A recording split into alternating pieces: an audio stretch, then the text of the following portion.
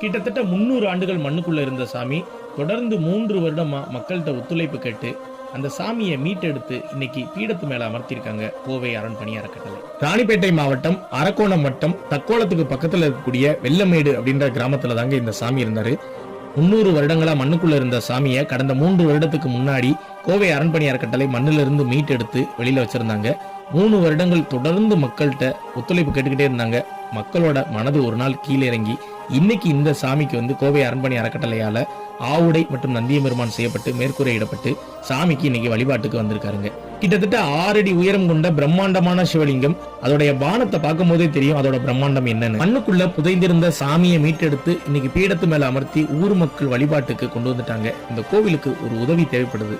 அது என்ன அப்படின்னு நம்ம பார்க்கும்போது இந்த சாமிக்கு கீழே தளம் அமைக்கக்கூடிய பணி இருக்குதுங்க. அந்த பணியை யாராவது ஒரு டோனர் ஏத்துக்கிட்டீங்க அப்படின்னா ரொம்ப சந்தோஷமா இருக்குங்க. ஏன்னா கிட்டத்தட்ட ஒரு 300 ஆண்டுகள் வழிபாடே இல்லாம மண்ணுக்குள்ளேயே புதைந்திருந்த சாமியை மீட்டெடுத்து வெளியில வந்திருக்காரு. அவருக்கு ஒரு உதவி நீங்க நிச்சயம் செய்யணுங்க.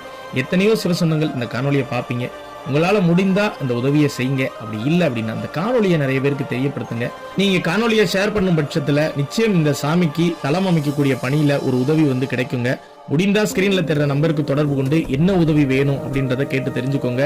முடிந்த அளவு இந்த காணொலியை நிறைய பேருக்கு ஷேர் பண்ணி தெரியப்படுத்துங்க. ராணிப்பேட்டை மாவட்டத்துல இப்படி ஒரு அழகான சிவலிங்கத்தை கோவை அரண்பணி எடுத்து வச்சிருக்காங்க அப்படின்ற தகவலையும் வெளி உலகத்துக்கு ஷேர் பண்ணி தெரியப்படுத்துங்க.